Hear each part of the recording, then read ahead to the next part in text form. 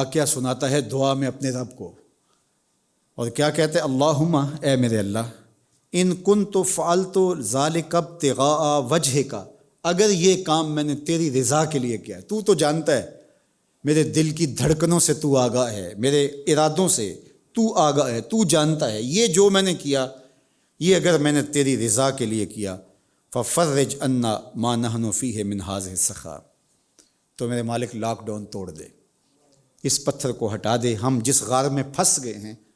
اس غار سے ہمیں نکال دے۔ تو معلوم یہ ہوا کہ جب آپ پھنس جاتے ہیں تو اپنے اچھے اعمال کا وسیلہ دے کے رب کے حضور بلکتے ہیں، روتے ہیں، دعائیں مانگتے ہیں، تاکہ ان مشکلات سے، ان تکلیفوں سے آپ باہر نکل سکیں۔ تو اس نے کہا مالک میں تیری بارگاہ میں عرض کرتا ہوں کہ اگر یہ میرا عمل تیری رضا کے لیے تھا تو اس پتھر کو ہٹا دے۔ فن فرجت شیئن، تو پتھر تھوڑا سا سرک گیا۔ لا یستطیعون الخروج منہ، لیکن وہ اتنا زیادہ نہیں سرکا تھا کہ وہ اس سے نکل پاتے، تھوڑی سی روشنی ہو گئی لیکن وہ اندر سے باہر نہیں نکل پا رہے تھے۔ تو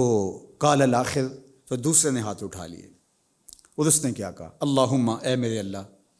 انہ کانت لی ابنۃ ام، میرے چچا کی ایک بیٹی تھی،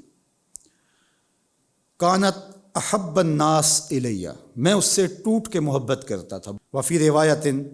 اور ایک روایت کے لفظ یہ ہے کہ کنت احبھا کا اشد ما یحب الرجال النساء، جس طرح مرد عورتوں سے محبت کرتے ہیں اور ان کو ان کی خواہش ہوتی ہے، تو مجھے اس کی اس قدر شدید خواہش تھی۔ فاردتھا علی نفسھا، میں نے اس کو لبھانا چاہا لیکن اس نے منع کر دیا، اس نے کہا کہ نہیں، میں تیری خواہش کو پورا نہیں کر سکتی، اللہ کی حدوں کو توڑنا یہ میری زندگی کا طریقہ نہیں تھا۔ وہ صالحہ خاتون تھی، نیک اور پارسا خاتون تھی، میں دیوانہ تھا، میری آرزوئیں پگلی تھی، جوانی کا زمانہ تھا، عنفوان شباب تھا، بس میں نے اس کو کہا کہ میں اپنے خواہشات کی تکمیل چاہتا ہوں، لیکن اس نے کہا کہ یہ کبھی نہیں ہو سکتا،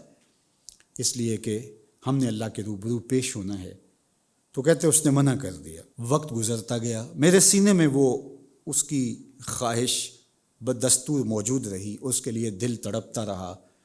اور میرے سفلی جذبات برانگیختہ ہوتے رہے۔ وقت کے گزرنے کے ساتھ ساتھ میں موقع کی تلاش میں تھا، لیکن وہ اپنی پارسائی کا بھرم ٹوٹنے نہیں دے رہی تھی، میری ہر پیشکش کو وہ مسترد کرتی۔ خیر، وقت گزر گیا،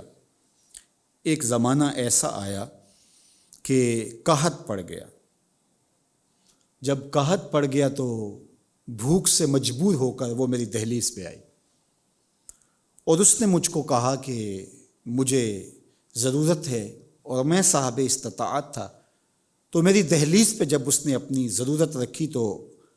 میں تو ایک برس سے، ایک زمانے سے اس کی خواہش میں تھا، تو میں نے اس کی مجبوری کو خریدنا چاہا۔ میں نے کہا کہ میں تیری ضرورت ایک ہی شرط پہ پوری کروں گا کہ تو مجھے اپنے پہ قابو دے دے۔ تو مجبور تھی، بھوک سے بلک رہی تھی، تو وہ مجبور ہو گئی، اس نے کہا ٹھیک ہے۔ تو 120 درہم میں نے اس کو دیے اور کہا کہ یہ 120 درہم تمہارے ہوئے،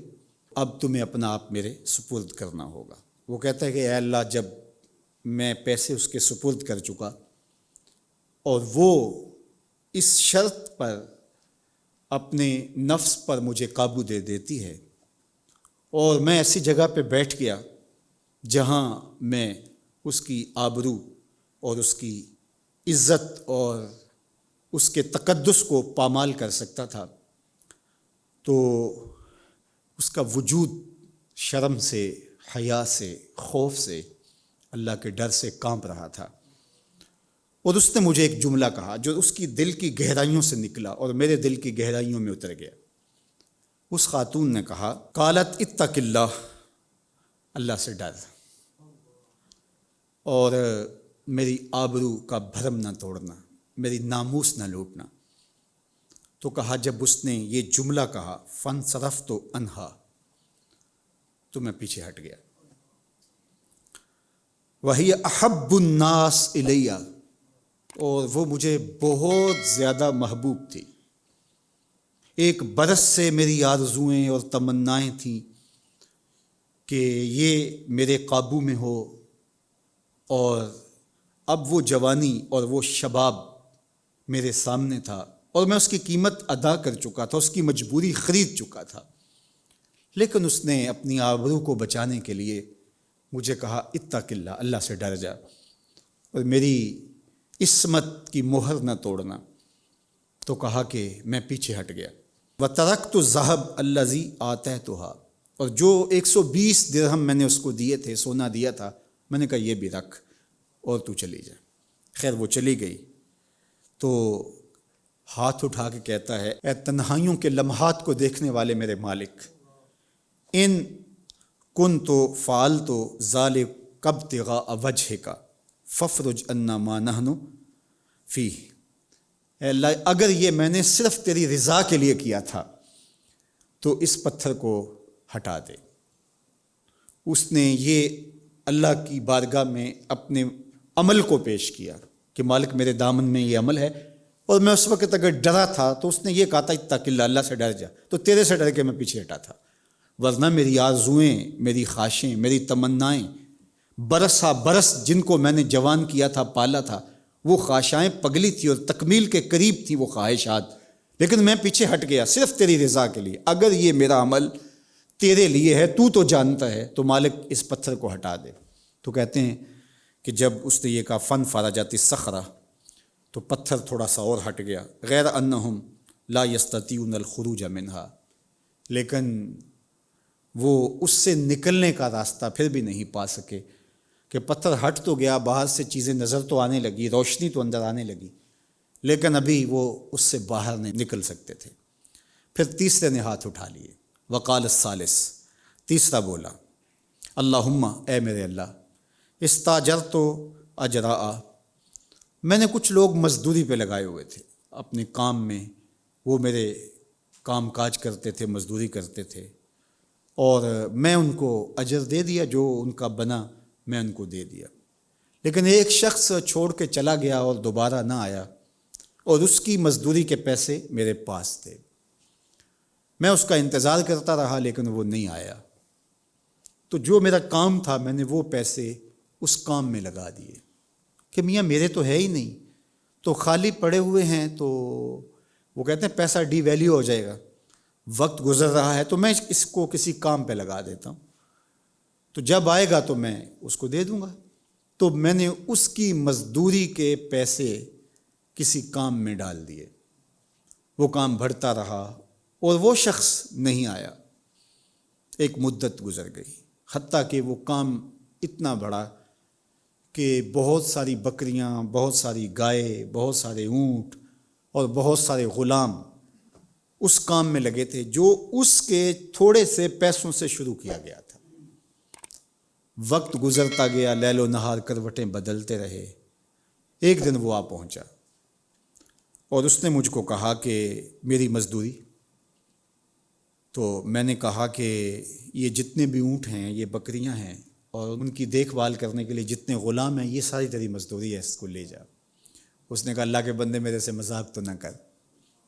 تو مجھ سے مذاق کر رہا ہے؟ فقلت، تو میں نے کہا کہ لا استہزئ بک، میں تیرے ساتھ مذاق نہیں کر رہا۔ فاخذہ کلہ، وہ سب لے گیا، ظاہر تھا ہی اس کا،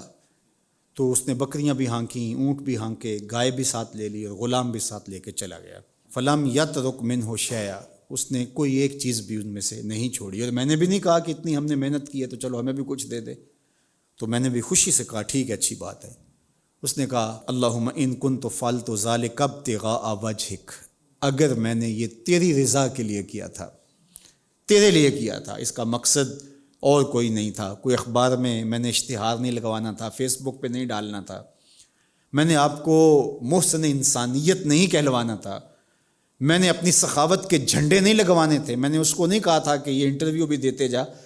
کہ یہ میرے ساتھ اس نے یہ مہربانی کی ہے، میں نے کچھ نہیں کہا، اس نے سب کچھ ہانکا اور چلتا بنا۔ آج میں تیری بارگاہ میں عرض کر رہا ہوں، تجھے تو معلوم ہے، تو آج میں ذکر کر رہا ہوں، اور یہ دو آدمی اس پہ گواہ بن رہے ہیں، ورنہ میرے علاوہ اس کا کسی کو نہیں پتہ تھا۔ تو میرے مالک اگر یہ میں نے تیری رضا کے لیے کیا ہے، فافرج عنا ما نحن فیہ، تو اس لاک ڈاؤن کو ختم کر دے۔ اس غار سے پتھر کو ہٹا دے۔ تو حضور علیہ السلام نے ارشاد فرمایا فن فرجت الصخرہ، تو وہ چٹان پیچھے ہٹ گئی، فخرجوا یمشون، اور وہاں سے وہ چلتے ہوئے باہر نکل آئے۔